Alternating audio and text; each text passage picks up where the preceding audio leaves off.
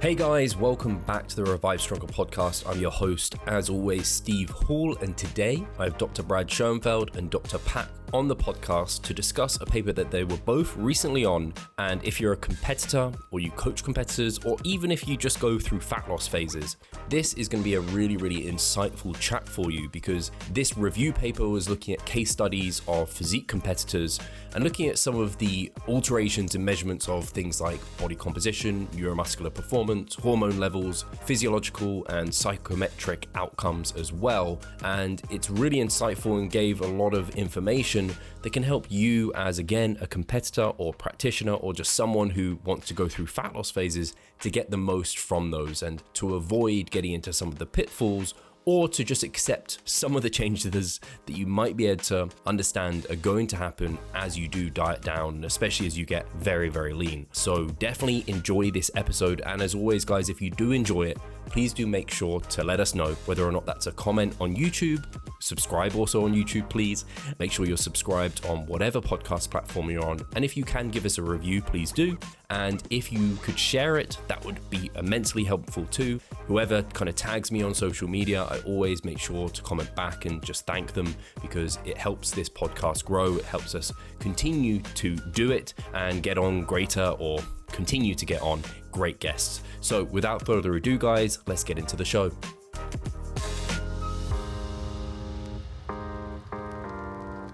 Hi guys, welcome back to the Revive Stronger podcast. I'm your host, as always, Steve Hall, and today I have Dr. Pak on the show, and I also have Dr. Brad Schoenfeld on the show. First time I'm having this pair together, but if you've been keeping up on social media, you can see that these guys have been hooking up over the last few weeks, and they hooked up again on a study that not only these two individuals, but they were on this study. And it's perfect timing because not that this will be coming out immediately, but a lot of bodybuilding shows are kind of ending at this period of time of the year, and people are also probably thinking about next year in terms of prepping. And so this kind of systematic review of case studies of physique competitors that you guys ran, and you looked at various measures in alterations of things like body composition, neuromuscular performance, hormonal levels, physiological adaptations, and psychometric outcomes, I think will be really valuable. People probably who have been through prep this year or previous times will probably nod their head at a lot of the things that they're seeing here, or be interested by the outcomes. And I think it's just good education for people who are getting into it maybe for the first time, or even for multiple times, and not having realized what's going on kind of behind the body in many ways. So I don't know if I start with you, Pak, in terms of, because I know you've looked at case studies before and kind of ran your own. Why do you think, just out of interest first, why do you think these are kind of particularly valuable, looking at these sort of things? I don't know how else to phrase that. Yeah, for sure. So I think having access to that sort of population, competitive bodybuilders specifically, going through a preparation phase for a competition is something that is not very easy to have access to. And having sort of this holistic overview at a bunch of case studies and seeing how different people respond to different sort of arrangements as far as their competition preparation goes can provide some valuable insights for competitors that are looking to compete or have competed in the past and want to potentially adjust some things. Or for people that are interested in getting leaner, where they can look at the extreme side of things and see that, okay, people who dieted for X amount of time experienced these changes hormonally, physiologically, performance-wise, and so on and so forth. At the same time, obviously, this case studies must be viewed with extreme caution, because they are case studies. But at the same time, if we look at the totality of available case studies on bodybuilding and then triangulate that with the available literature on, for example, the effect of an energy deficit on various outcomes, I think the insights provided are really interesting for anybody who's interested in doing anything body composition related. But yeah, from a personal standpoint, when Dr. Schoenfeld proposed that we look at these case studies, as a lifter, for me, that was really cool. Sure, this is not the end all be all of understanding the human body as far as bodybuilding competition preparation goes, but it was really cool to collect all these unique sort of and rare studies and just look at what they all found together. For sure. I don't know if you have anything to add to that, Brad. No, I think Pac summarized it well. I can just say that I think a couple of important points here. That number one, it does provide a general consensus as to the range of the tools that are used by competitors. So I think that is certainly of interest to kind of see what people are doing, because that also drives research. When you understand what's being done in the field, that can drive research. And I think it also allows us in two ways to look at the data itself. We can look at, number one, how do the different, you can actually try to look, it's not necessarily cause and effect, but you can look at what people are doing and then looking at what the effect was amongst different competitors, and then try to see what might be, tease out what might be the reasons. And in this particular case, we did it both in men and women, so we can kind of get interesting insights into the differences between the sexes and how they respond. Yeah, And really well said. Yeah. Yeah, there was, I think I saw there was 11 studies included, 15 athletes, 8 male, 7 female. So a really good mix of people there, and everyone was drug-free, or I think at least attested to being drug-free. I don't think you guys necessarily were kind of drug tested, or they weren't drug tested within the case studies in particular. But yeah, I guess for the listeners, what was the particular goal of the paper? Was there a particular goal or outcome you guys were trying to achieve with it? You're asking me or Pac? Both, but whoever's got the answer. Let's go with Pac. Feels like he's talking, so he's got an answer for me. I'm always talking. I don't think there was specifically a set goal. The aim was just, as Brad mentioned, to look at how different athletes, different bodybuilding athletes respond to a bodybuilding competition preparation phase, and look at differences among different competitors, because it wasn't that we looked at specifically one category of competitors, and try our best to make sense of case studies that were somewhat different in nature, as far as, you know, the different training programs, different strength and power tests. But yeah, I guess that was it. I'm not sure if Brad has anything else to add as far as like an aim. Basically, to provide descriptive information. That's the overall reason to do case studies. And then to, as Pac said, to try to draw some inferences based on the different programs that are being followed, both nutritional, supplemental, and training wise, and then trying to look at how do people respond and seeing what type of inferences might be drawn, so that, hey, if we're seeing, let's say, when people are dieting, I'm not saying this was the case, but if they're dieting too fast, conceivably, maybe that's causing greater loss, and you could try to tease things like that out. And that we actually did not find that people were dieting too fast, but that's why you do these types of studies, to try to draw these insights. Yeah, I guess. Oh, go on. No, sorry. Yeah, as a researcher, and I'm just speaking for myself here. It was just one of those projects that I went in thinking, okay, this is not going to be the game-changing systematic review that will absolutely change the way we think about stuff, but for us individuals who are in the trenches as well and love lifting, this is a really, really nice opportunity to gain to look deeper into the world of bodybuilding comp prep, because you know, when you look at a bunch of case studies together, if there's a trend that starts appearing there, obviously you have to interpret it with caution, but then that may lend itself nicely to future research and give birth to, you know, future projects as well. So it was a very cool project to be involved in as a lifter, aside from just a researcher. Yeah, I was thinking that's what I was essentially going to say, is like, I guess it could inspire future research into like what could be done to be better. Like, why have we seen a certain thing happen here? Maybe we need to further research into that area, which makes a ton of sense to help kind of minimize those negative outcomes that we're going to be talking about that happens during a contest prep, unfortunately. Or dieting, like you said, Pac, it's not something that's just solely happening to physique competitors. Just anyone who's kind of dieting will experience probably some of these to a certain degree.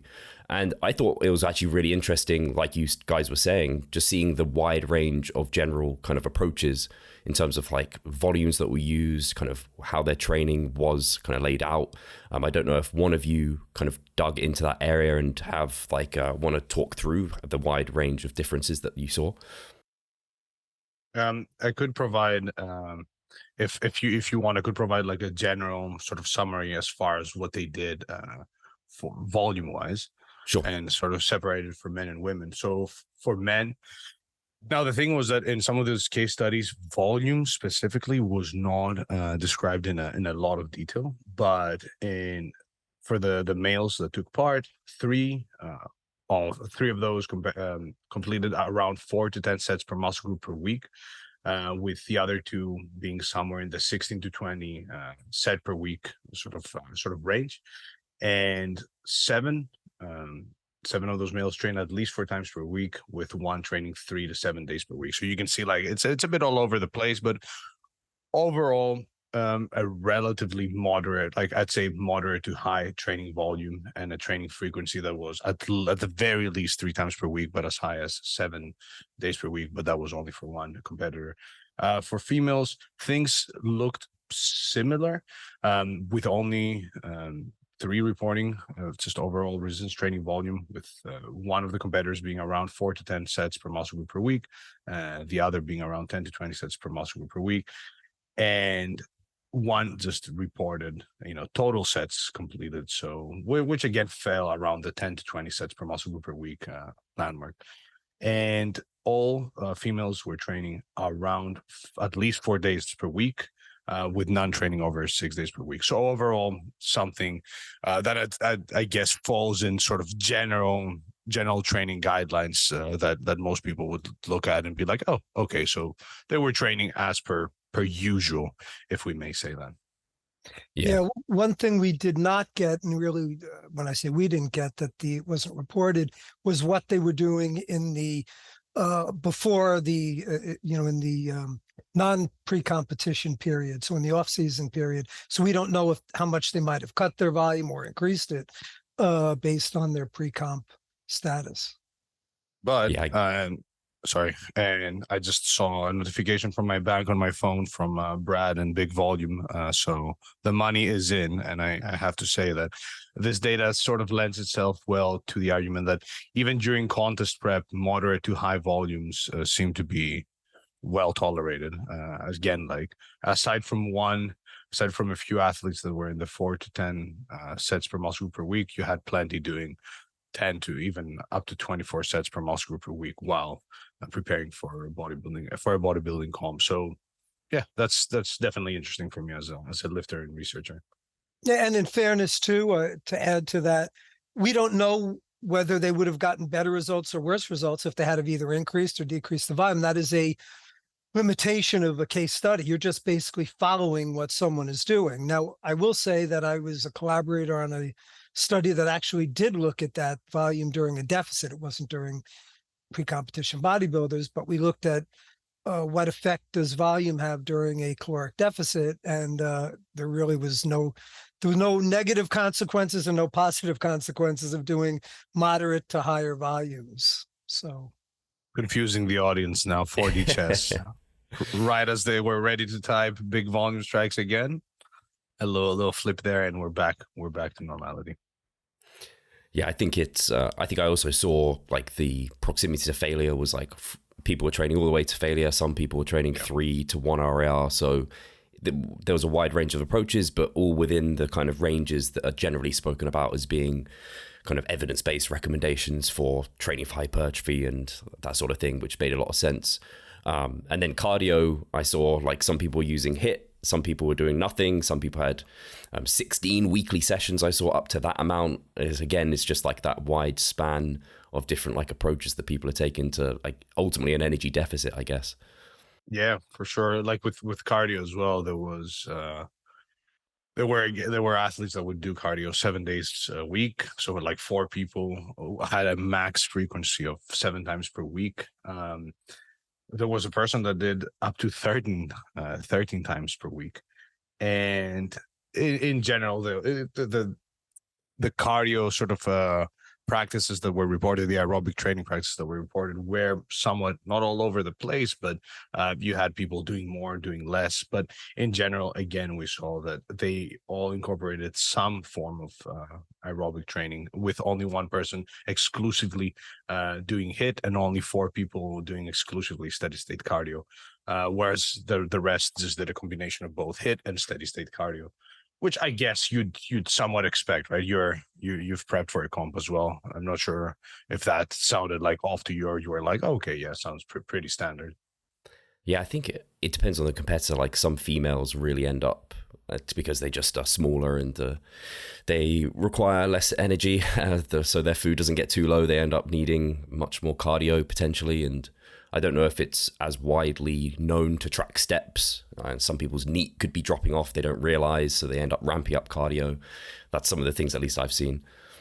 If I recall, and I don't have the stats in front of me, Pac, but if I recall, the women did report doing a greater amount of cardio than the men did.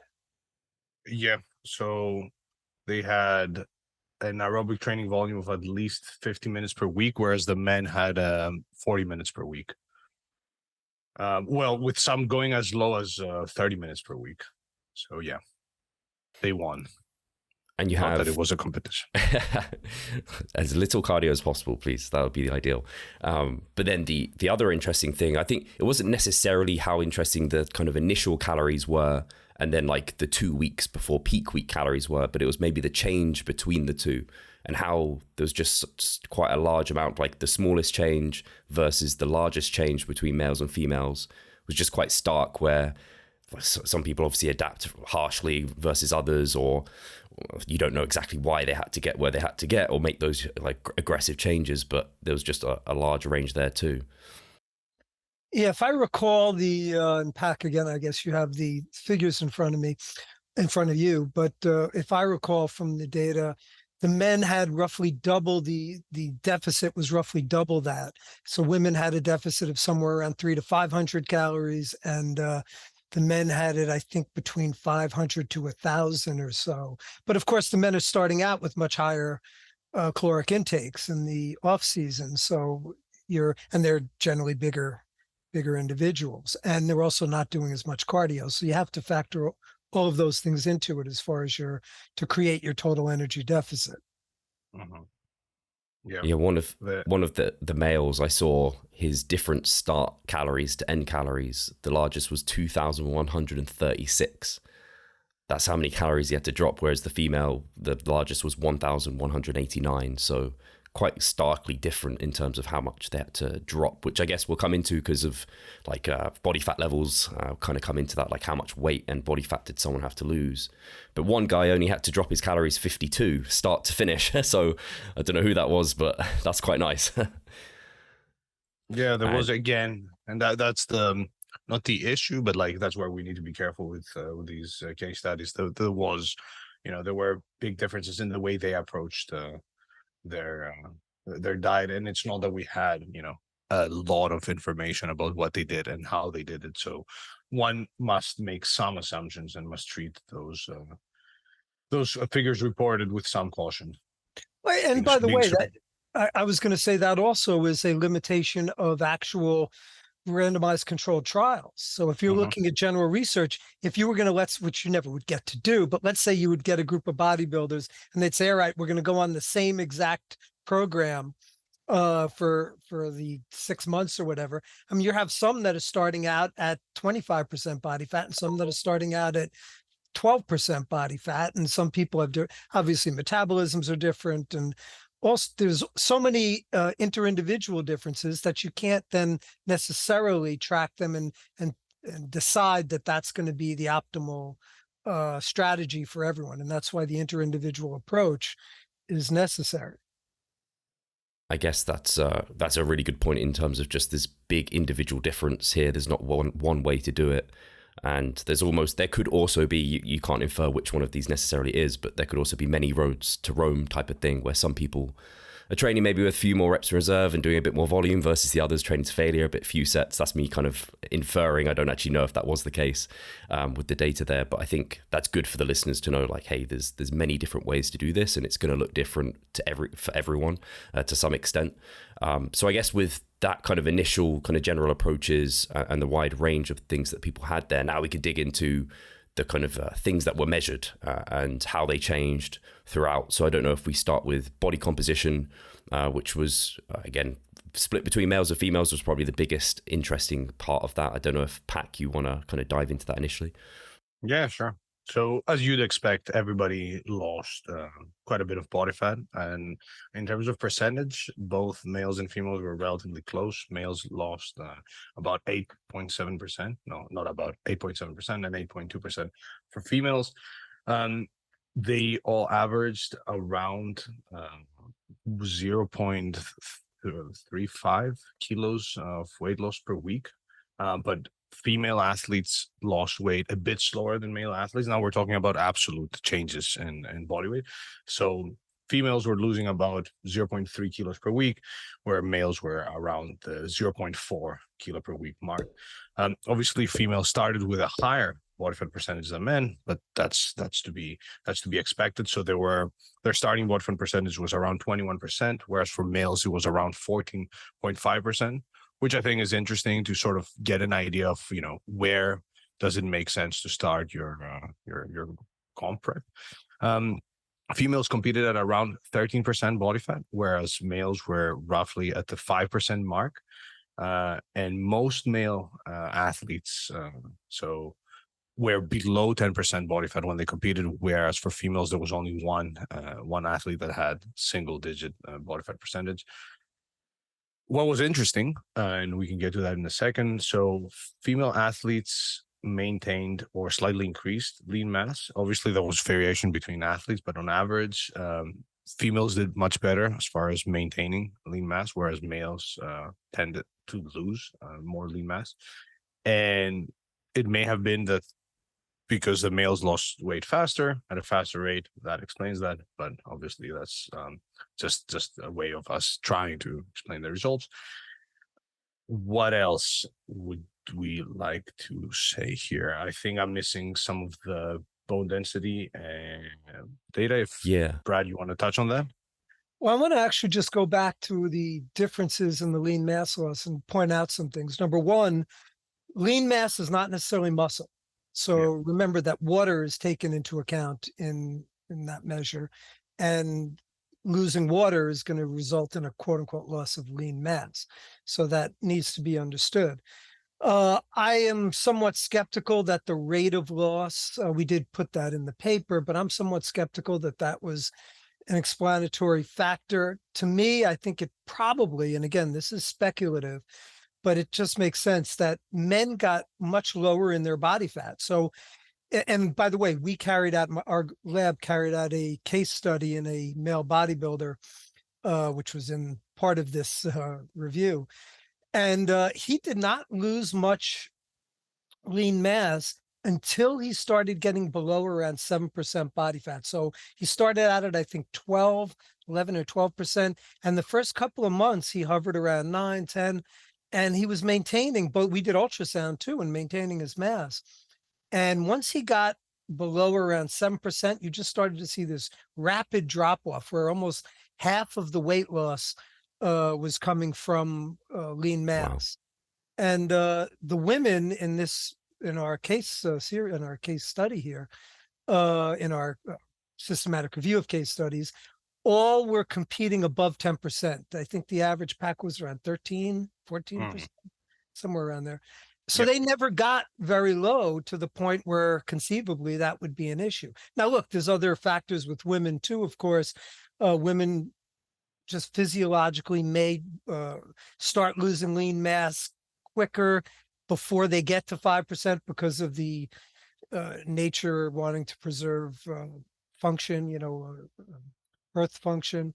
But I would say that it's at least plausible, and perhaps I think the most likely explanatory factor would be that once you get very low in your body fat levels, it's, first of all, possible to recomp.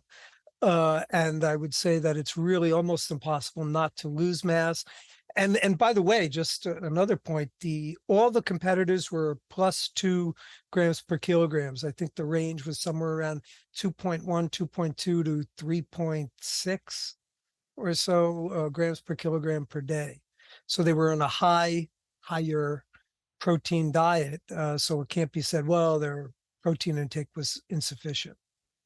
Yeah. And if we, sorry, the results are also interesting for the females, because there was a recent study that was published looking at low energy availability and protein synthesis as well as muscle mass in trained females. And we're talking about individuals who started around 24% body fat, and they started at 2,400 calories, if I remember correctly, which was their maintenance. They had two groups. One group was maintaining at 2,400. The other group was at 2,400 calories, and then they went on 1,000 calorie deficit. So they went down to 1,400 calories. They consumed plenty of protein, resistance trained, did cardio, and they were on these super low calories for 10 days. And just 10 days were enough for them to see some decreases in lean mass, decreases in muscle protein synthesis, and resting metabolic rate. So I wouldn't take the results of our systematic review and say, hey, go on an extreme deficit and you'll probably be fine, or even increase your muscle mass, but rather, to view the results with some caution.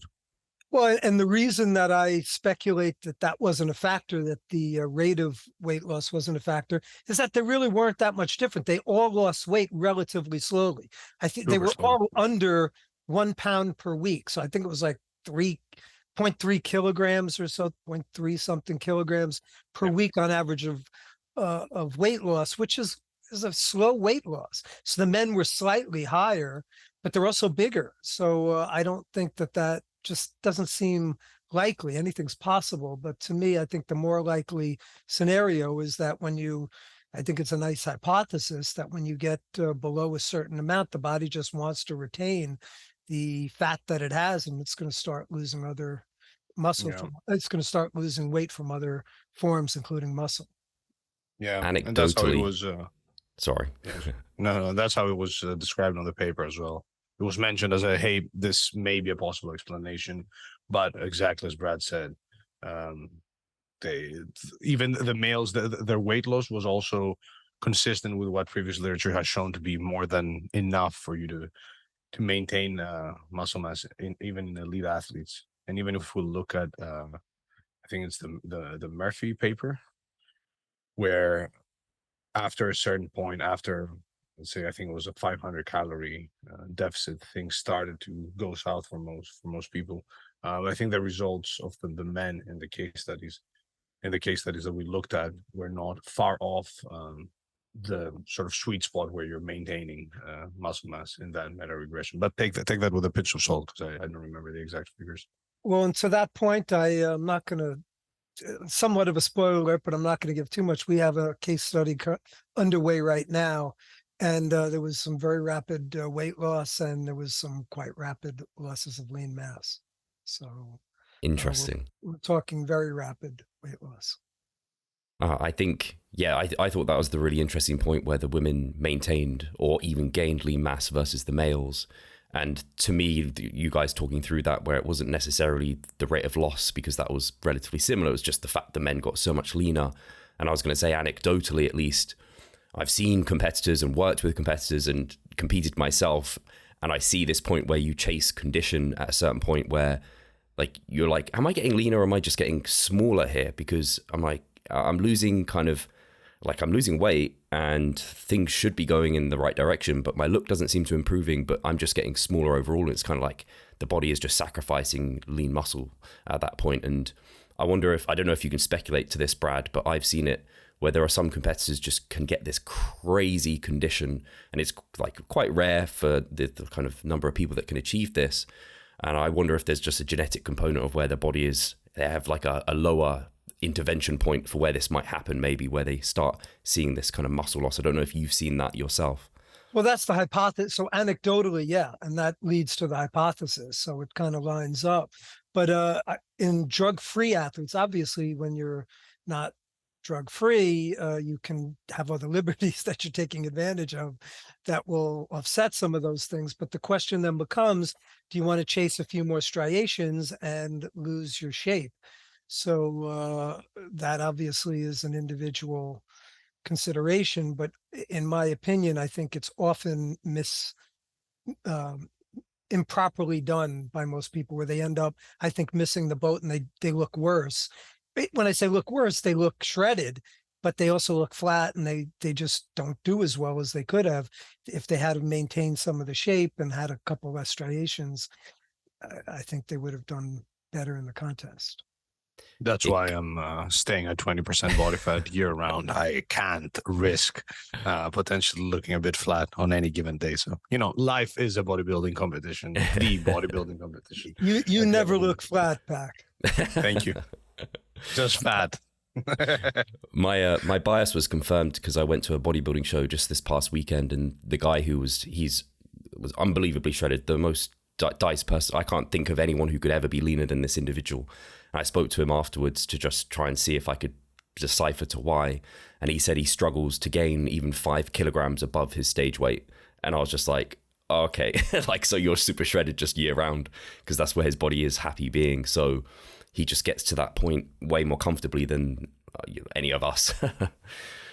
So that was nice and confirmatory. So the next thing was the hormone levels, which I thought was interesting, where you looked at kind of where they were at the start and where they were at the end. And I think, a lot of people will have heard about what happens to males and females here, but to actually have some numbers to those, and then also the kind of hunger hormones, I think was interesting. So I don't know if you've got those to hand as well, Pac. You can talk through those a little bit.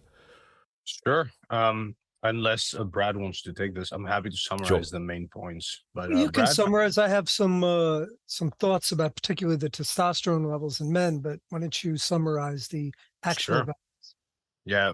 So I'll just give a general summary for everything that the study found. So testosterone levels in males decreased during contest prep almost linearly, falling to hypogonadal levels by the end of the period. In female athletes, testosterone levels tend to increase or remain stable. Estrogen levels in female athletes varied, with some showing significant elevations, while others remained stable or slightly dropped. Cortisol levels increased in all 3 athletes that measured them. 2 of them were male and 1 female. And that was potentially, because of the prep itself. Leptin levels were inconsistent in the case studies, with some athletes showing stable levels and others experiencing drops. Discrepancies, ghrelin levels generally increased over time in both male and female athletes as they got deeper and deeper in contest prep. Which was somewhat confirmed with previous research that happens when you're in a calorie deficit for quite some time. And yeah, that's the general gist of it. Yeah, so I'd to put in my 2 cents here, I think the testosterone findings are particularly interesting because they go down. I mean, you're talking young; these are young men. I think the oldest was in his 30s, if I recall, in the study. I think a couple of the women were in their 40s, early 40s. But anyway, I think the men, there wasn't anyone, if I recall, older than their 30s. And they all had beginning testosterone levels above 600 or so, or 550. 543 was the lowest. Yeah, and some of them went up close to 900, if I recall again. Yeah. So we're talking moderate to high T levels for the quote unquote normal range. And they went down averaging around 200 nanograms per deciliter, which is hypogonadal. That's what you'd see in a 75-year-old male, on average or older. And it happens very quickly. So you start seeing, as Pac said, it's really this linear decrease. And again, we did not look, the case study only looked at pre-comp.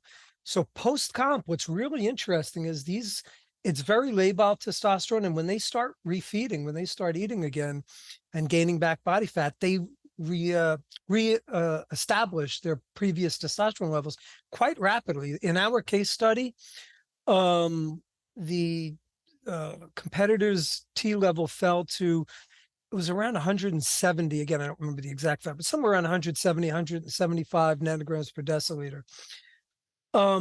Within 1 month after the competition of eating well again and gaining back body fat, he was close to 600 nanograms per deciliter, which was his baseline, which he generally established throughout the year.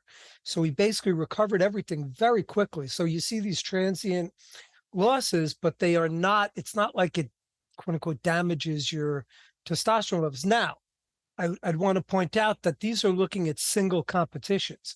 And it's not clear if you continue over time, not saying you, Steve, but if you keep, pre-contest dieting, so if you do shows, let's say over 10 years, it's not clear if it can dysregulate testosterone function and ultimately result in lowering chronic T levels. We don't have any data on that, but I do think it's important to note that these, even though you're seeing this large decrease, it is not permanent. And I'd also say it's also interesting that, well, we don't have good data, but you start looking at the lean mass loss in the men. We generally don't have T levels taken at each month to try to put on par with what their lean mass losses are. But it could be, as the T levels start going very low, that can start to accelerate. We certainly would think that as you get into very low regions of body fat mass, that would accelerate the loss of lean mass, perhaps initiated by chronically low testosterone levels. So I thought that was interesting. And the other thing that I thought was interesting was that the estrogen really was not affected that much in the women for the most part. But I guess we'll talk about this next, but physiologically, the menstrual function was dysfunctional in every one of the women. So you're seeing that even though the estrogen in the women that were charted did not seem to move that much, they did have a dysfunction of their menstruation, where I think 3 went into amenorrhea, so they lost their period, and the other had a dysfunction. I think her period was 5 days late or something. It caused dysregulation of menstrual function, despite really not affecting the estrogen levels, which seems to be a dichotomy. Do you not see the progress you would like? Are you sick of writing your own programs? Or perhaps you need some accountability in order to stick with a plan? Then it's time to start working with us. We at Revive Stronger offer a truly personalized coaching service. You'll get more than just an email with some macros or random cookie cutter program. With Revive Stronger, you will be the center of our attention. You will receive your own fully individualized training protocol alongside a customized nutritional strategy. We created the coaching around your needs, wants, personal preferences, and your own unique lifestyle. Every single week, we delve into your program in order to make appropriate adjustments so that we get the most out of your time and the best possible outcome. We help both female and male athletes to seriously change their body composition by adding more muscle mass and decreasing fat tissue. No matter if you're a competitive bodybuilder or just want to look better, if you need help with your progress and taking your physique to the next level, our coaching is for you. It's time to make a change. Sign up today and let's revive stronger. Yeah, I found, just to talk about the testosterone, because not that I've had mine tested I should do blood work probably more often to check my health and things, but I looked at some of my testosterone scores when I had it tested, and just off season, mine was 478, so below what these guys were at, because they, like you said, they had actually pretty damn good testosterone levels, everyone involved in the study. I don't know if it makes a difference, but I had a piss test on a show day when I competed, and at least in that test it came out as mine was 8.3. So these guys, I don't know if that influences the results, but I was just like, wow, okay, mine was even below these. But it brings me back to the initial comment, at least, that there's just a wide range for people. And I mean, it's very consistent. Testosterone drops for males in particular. And by the way, I would add, just to give some more context, in our case study, I was contacted recently by the competitor who did our case study. He just did another show. His T level, so when we tested it, it was 170 nanograms per deciliter. It was 76. and he won his show, by the way. So it just goes to show that you don't necessarily have to have high T levels by the time of your competition to do well in your show. Yeah, no, absolutely. And I think to your point, in terms of how it rebounds, it isn't something I've gone out of my way to like get blood tests and kind of see it coming up. But like the symptoms of low T dissipate relatively quickly when you increase food. I found that every time as I come out of a diet, a contest prep, and also competitors, although it is individual for sure. Some people just take a bit longer, others can like get it quite quickly back. So, and it is very interesting about the estrogen. Did you have any thoughts on whether the estrogen component being maintained led to their fat-free mass being more better maintained throughout as well? So that's an interesting point, because estrogen is kind of the female testosterone, if you will, that it does, there is correlations between estrogen and lean mass. But again, it's possible. We didn't do it. Obviously, there's no mechanistic work that's done here, but I'm sticking with my gut feeling and my hypothesis that I would attribute it probably most likely to the fact that the body fat levels were just fairly, I don't want to say, obviously they're not high in women, but they're much substantially higher than they were in the men.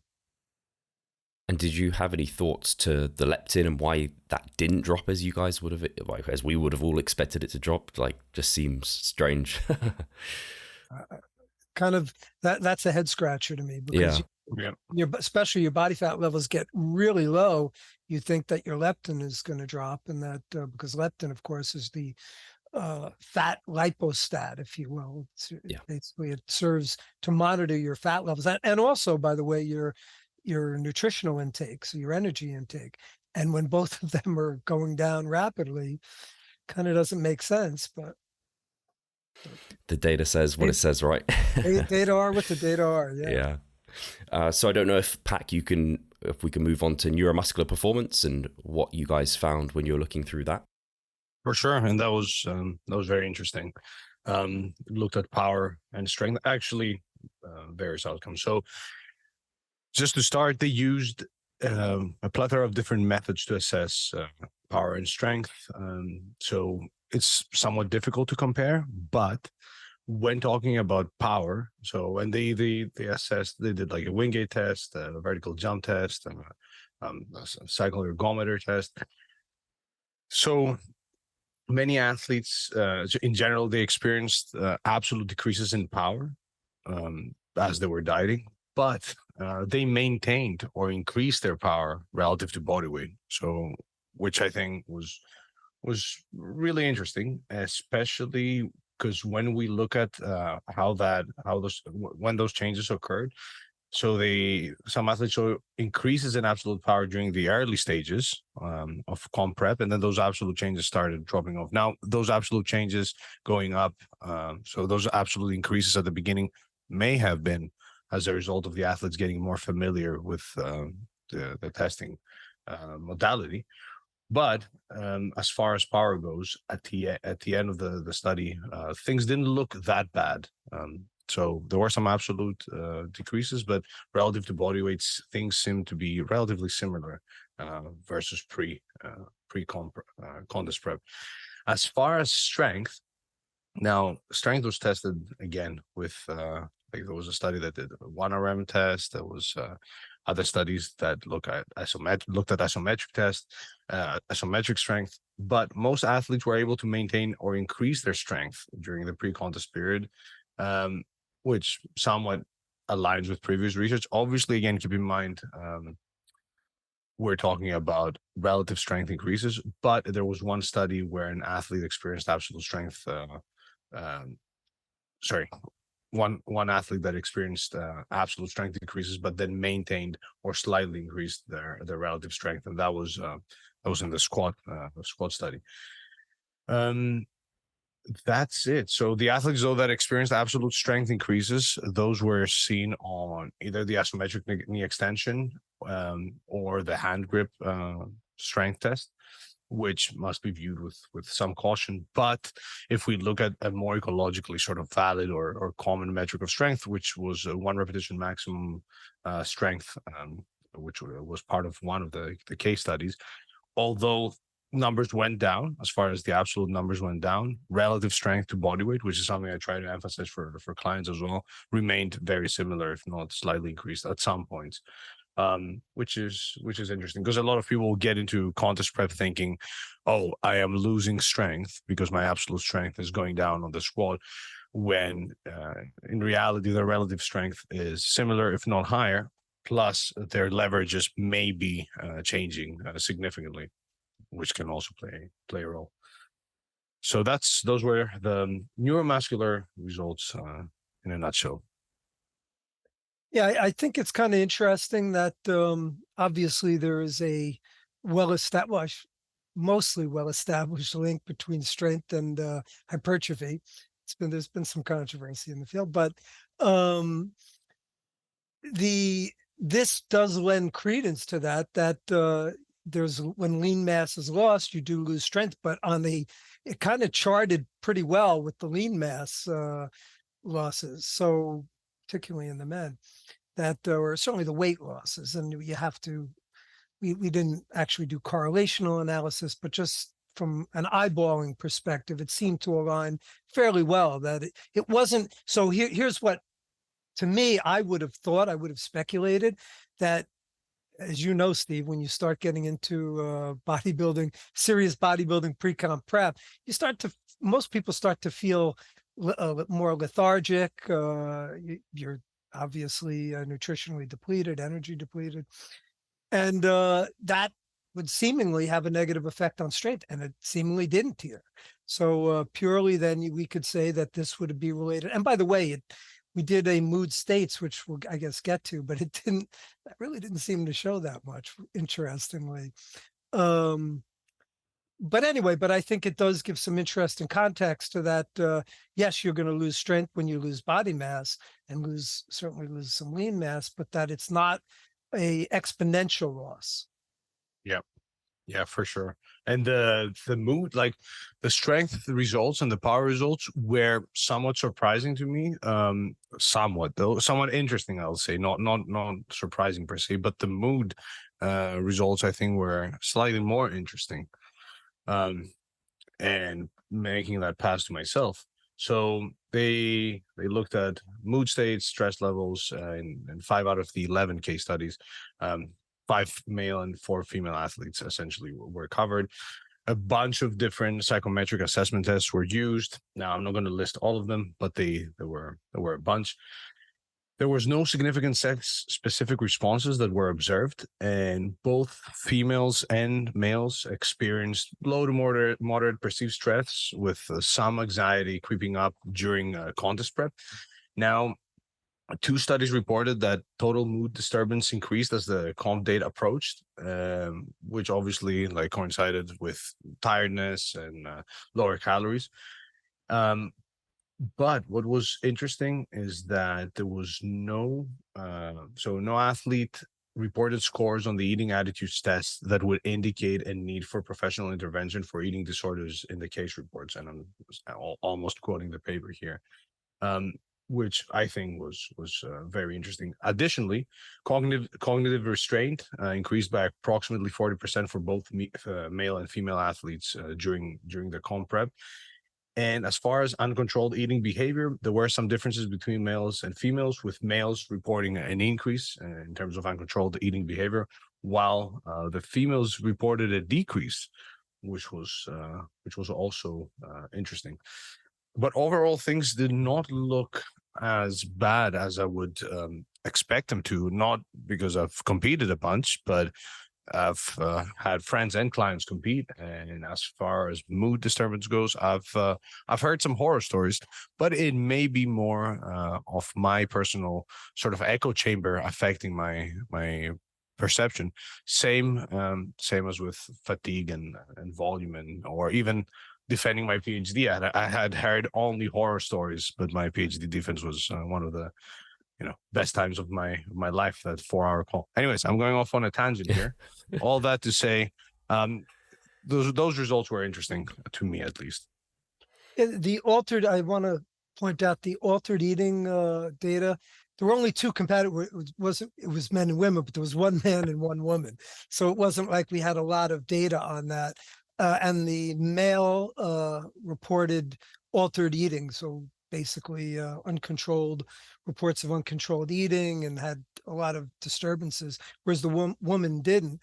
But I think it's also important to remember that that male, because that was actually our study, I was on the other study as well from Grant Tinsley's lab. The woman competed at around 14% body fat. So it wasn't like she was getting really lean to the point where that conceivably would have been, something to really worry about. Whereas the male got down to 5% body fat. And we did see the scores really start to track in that uncontrollable eating context when he got really low in his body fat levels and obviously close to his comp. I'm seeing a repeating theme here that we should not get this lean, or rather, if you don't need to. And it also points out it isn't necessarily a sex specific factor, that it wasn't necessarily that the men feel more, had more issues with that than the women. It probably, again, we don't know, but probably is more contextual to the amount of fat that was lost. Yeah. I just wanted to bring it also back. I think it was a really pertinent point about kind of strength maintenance throughout a contest prep. And Pac, you said you really reinforce kind of the relative strength, and something I always look into. And I mean, Pac, you'll know this better than me, is like Wilks scores. Like that's something that always, I think it was from 3DMJ, like Eric Helms and co. back a long time ago when they were talking through preps, and they brought up like, but how's your your squat has gone down, but what's your actual Wilks score here because you're lighter now? And that just clicked for me immediately at that time. So that's something I've very much focused on during that period of time. So I think that was just a good point that you guys raised, where it's like, hey, look at your relative strength, not your absolute strength, because there's reasons why you'd lose strength during prep. But I guess it is that both of you would confirm the jury's out. Even if you are maintaining strength, you can't be sure you're actually maintaining muscle, because I guess even here that was shown, right? Correct. Yeah. Correct. So, well, yeah. So I mean, they were losing some strength, but on a relative basis, they weren't. So again, we didn't correlate that, but yeah, you cannot necessarily certainly you can't use in a deficit to say if you're maintaining strength, then you're maintaining your muscle. You conceivably, and again, this needs to be verified, can at least speculate maybe that if you're increasing your strength, it may infer that you're gaining some muscle. But even that, I mean, there are neural factors. It is not one thing we know. There's maybe a little controversy as to whether I shouldn't, to me, it's not controversial, but some people would say there's a controversy whether strength and hypertrophy are related, but it's very clear it's not a linear relationship, and that there are certainly multiple other factors that are involved in strength acquisition that you can't just assume because you're gaining strength. And it's been well documented that people can stay in a certain weight class as a power lifter and increases 1RM or her 1RM. Yeah, for sure. And it's what we're seeing here in this study as well is that more neutral strength tests, like the isometric leg extension test, remained. So athletes there saw an increase, but they still lost some lean mass. Whereas with a more, I'd say, leverage sensitive test like the squat 1RM or just 1RM in general, that's where we saw big absolute decreases. But the takeaway shouldn't be freak out if you're losing strength, or make sure your strength is going up so that you're maintaining all muscle mass. But the takeaway should be engage in high intensity of effort, resistance training, expect some things to change, and make sure that you are dieting at a relatively conservative pace, because that for sure will make a difference. So you shouldn't take the findings of this systematic review and go, oh, okay, I'm just going to absolutely YOLO it now with my deficit, and it's fine if I lose some strength, because then you may be losing more muscle mass than if you were to go on a much more conservative calorie deficit, where you'd still see some absolute decreases in strength. What would be interesting though is to have some case studies on sort of machine, like obviously we had some neutral tests here, but it would be nice to have some more ecologically valid measures of strength in terms of like bodybuilders, where we would have things like a chest press machine, like a lat pull down versus a barbell bench press or a squat 1 repetition maximum strength test, and compare actually training loads during contest prep versus pre-contest prep. That would be cool to see. Yeah, that's a great point, Pac. And I would add to that one of the things that perhaps is a confounder here in the neutral strength test. So usually like in our lab, we did on our case study, we did a isometric knee extension on an isometric dynamometer. There can be a learning effect to that. So, when that's something that bodybuilders generally are not used to doing. So when they do it the first time, they may get a lower reading. And as they're doing it on subsequent visits, they're getting more used to the test at that point. Whereas if you're doing it on a 1RM or some dynamic exercise, they're much more used to doing squats or whatever, leg press. And thus there was not going to be generally as much of a learning effect. Yeah, for sure. That makes a ton of sense. And anecdotally, at least, when Brad, you mentioned when people are, at least in your case study, getting below that 7% body fat, that's when like lean tissue was lost at the greatest extent. That's typically when I see, for those that struggle to get to that like really great condition, they start seeing performance just plummet at that point. So at least from my anecdotal experience, it's correlated to that extent. And it makes sense to me at least as well, like you, Brad. The strength is kind of correlated with hypertrophy in that sense. I don't know if there was anything else you guys wanted to talk about, psychometric outcomes, or we could talk about the physiological adaptations. I have nothing to add besides, hey, when your competition is approaching, expect your mood to potentially change a bit. But I mean, I'm sure this wasn't an insanely surprising finding. But you don't need to necessarily nocebo yourself that things are going to get, that you're going to be losing your mind and you're going to be unbearable to be around.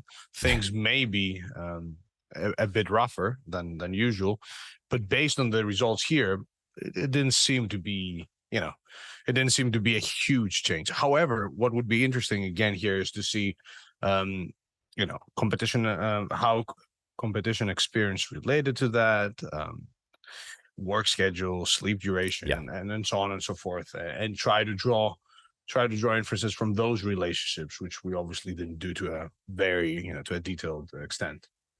Yeah, I think a couple other important things to point out that, and Pac, you have the data there, but the metabolic rate dropped fairly substantially in virtually all the competitors, which just makes sense. It goes to the adaptive thermogenesis concept, whereas you start to especially get lower and lower in your body fat levels and your nutritional intake, that the body tries to conserve energy and is going to lower its metabolic rate. I will say again that we have in our post competition, so in our case study, we followed the competitor 4 months after the comp, and that again rebounds quite nicely. So there wasn't really any latent effect of that. And I thought also the other interesting thing, and Pac, certainly feel free to hop in here.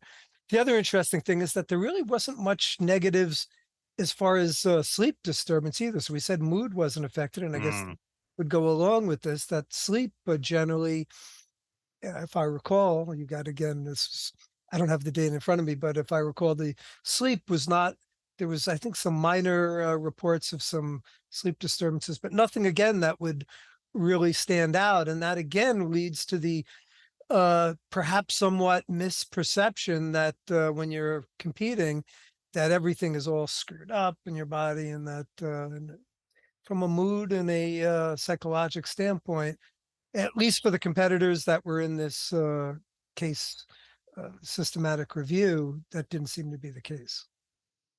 Yeah, I would say from my experience, the like psychometric outcomes were a little bit surprising. Like you said, Pac, it's mixed. It's like you kind of put the context out there, Pac. The environment makes a huge difference. If someone is like a bachelor and they work from home and they have no commitments, like they can have the best sleep hygiene and stress management and they can feel kind of pretty hunky-dory. Whereas don't know, someone who's working a really stressful job or like, I don't know, finances are an issue for them, these sort of things. Their sleep can sometimes take a knock, like if they have children or what have you, and they wake them up in the night, like these all kind of come into here. But I think it's great, like you mentioned there, Brad, that it's, and you said, Pac, not to nocebo yourself. Like if you can control these things, they could be much better. And again, just myself, like my first prep, these things were not in a great place, but every time I've competed, they've got better and I've learned more. And by the time I competed last time, my sleep was pretty reasonable throughout the whole entire time. It was not by any means bad as what it has been in the past. And you sometimes hear these horror stories. So I think kind of education on that front helps a ton, like understanding how you can set yourself up for good sleep. And I think that, sorry, please. Oh, go on, Pat. So I think that's an interesting area that we as researchers need to explore, not just with obviously competition prep, but with other things, even volume, with a design that sort of not deceives in a negative way the participants, but creates different expectations. And then we see whether telling somebody, hey, you are about to do an extremely hard workout, this is going to be like, you may not make it, versus saying, hey, this is just a regular workout, or you're going to be on a diet versus like, this is going to be an extreme diet, whether that alters fatigue, soreness perception, effectiveness perception, and so on and so forth. Because I do feel like with a lot of things, contest prep as well, obviously, I'm not the one to speak, but I would, if I was to do a contest prep now, simply from hearing, people being like, yeah, this is going to be extremely tough and this is going to get really, really bad towards the end, and your mood is going to be all over the place. I may go into it thinking that, oh, okay, I am supposed to be feeling a certain way right now, and that may actually affect the way I'm feeling. So yeah, it would be interesting to look at whether, actually not placeboing, but whether the way contest prep or whatever is presented to an individual affects their expectations, and then affects how they actually respond to it, both physiologically and psychologically. Yeah, I was going to say, as a take home here, I think one of the interesting things to me from a total take home perspective, as far as how the competitors go about their practice. So there was a lot of variation in terms of the training and the nutrition, just the approach to it. But really all of them took a long time, or reasonably long time, more than 4 months or more, usually more. And they all had very small increments of weight loss. So they approached it. There's not this bulking and cutting concept that was popular back in the 80s type of thing, where the Lee Priest phenomenon, where the bodybuilders would just look to really mass, bulk and then cut. And what you see now is that there's this trend towards taking longer periods of time and losing weight more slowly, which is consistent. I think it's kind of cool that it is consistent with the literature that we have, that particularly when you are when you're a natural bodybuilder, to really prevent lean mass loss, you need to do it in a slow, steady fashion. Yep, for sure.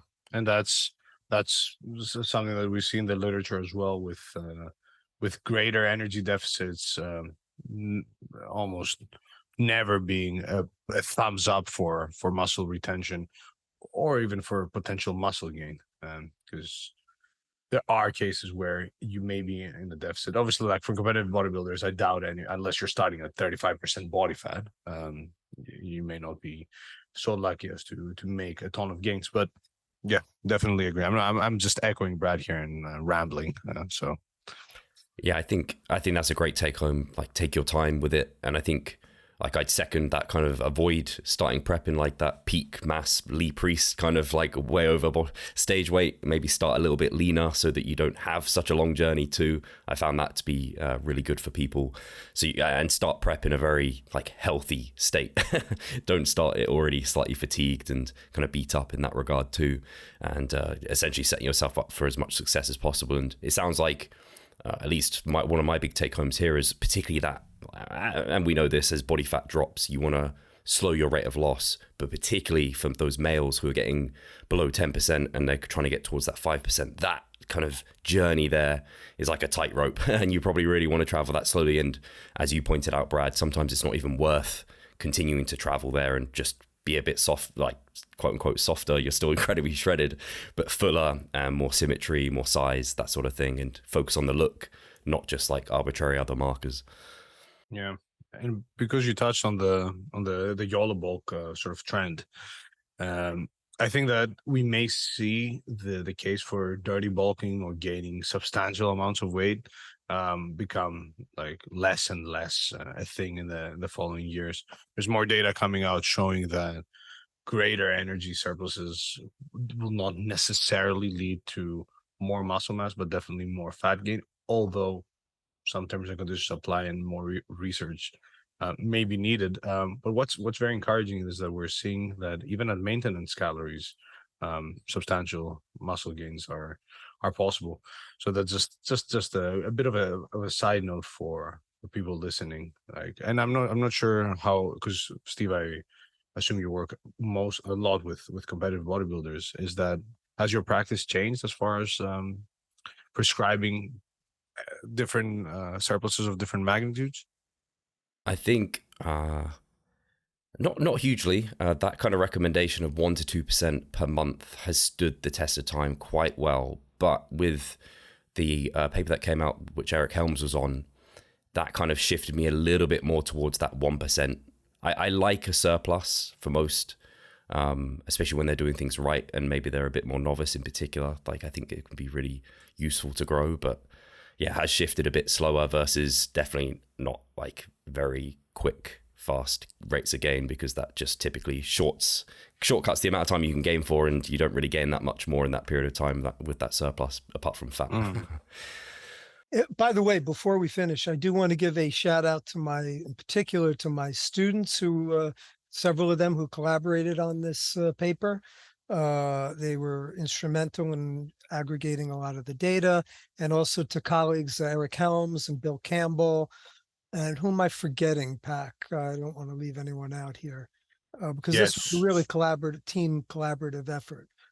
So Bill, Guillermo Escalante, correct, and there was one other, Alexa Stella. So yeah, when you start publishing a lot of papers, you forget who you've been on, which paper you're on with different people. But yeah, I mean, all of them deserve a shout out for this, because everyone had their own particular area to write up and to analyze. And again, it was a real team effort. So, myself and Pac are on now, but don't want to leave them out in terms of their contributions.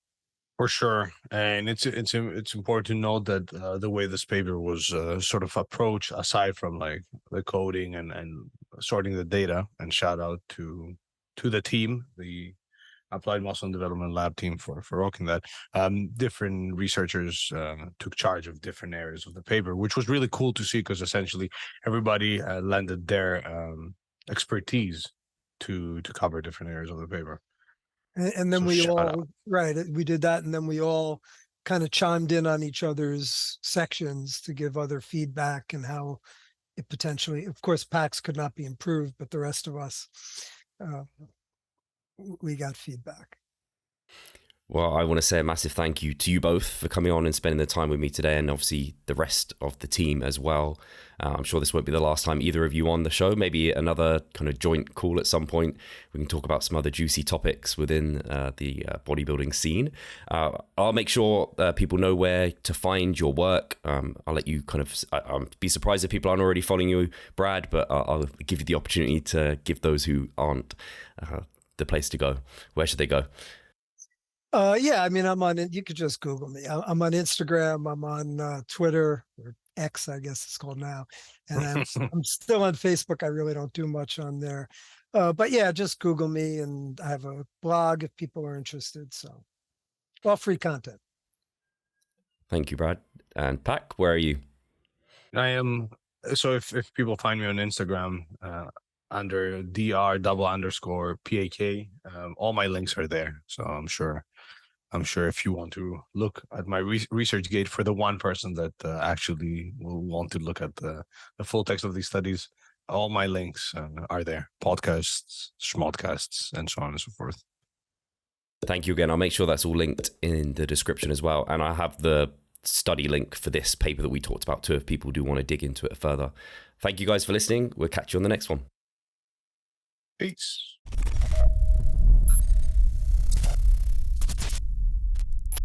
Losing weight fast while maintaining muscle mass.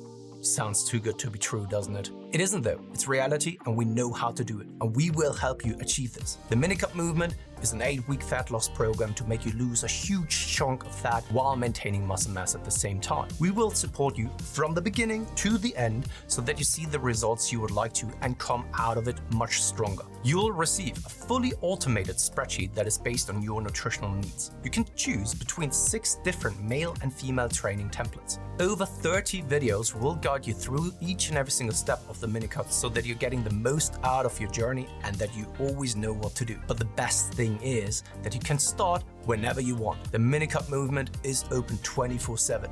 So if you want to learn more or you're ready to sign up, hit the link in the description below. So let's revive stronger together.